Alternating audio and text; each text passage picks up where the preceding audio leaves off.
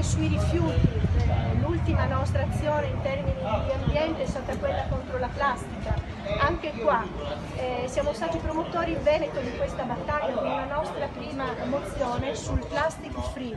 Abbiamo anticipato, come anche nel caso del gioco d'azzardo, perché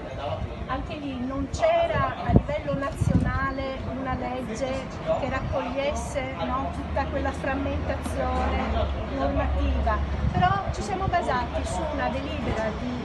giunta regionale che consentiva ai comuni di deliberare, questo nel caso del gioco d'azzardo. Nel caso di plastic free avevamo le direttive europee ancora in fase di discussione, che però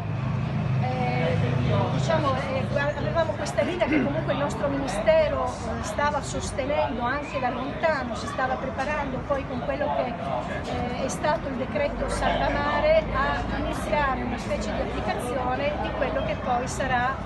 l'attuazione prevista dalla Comunità Europea, proprio nazionale, di ogni singolo Stato su questo argomento. Quindi, siamo andati oltre, abbiamo chiesto che questo regolamento che fosse fatto il divieto sul territorio comunale dell'utilizzo di plastica monouso, a partire dalle sedi comunali e poi anche nelle fiere e nelle altre manifestazioni pubbliche. Ci hanno seguito tantissimi comuni, nel Veneto poi uno dietro l'altro veramente hanno aderito parecchie amministrazioni, è stata presentata in Consiglio regionale da Iaco Poelica la proposta di legge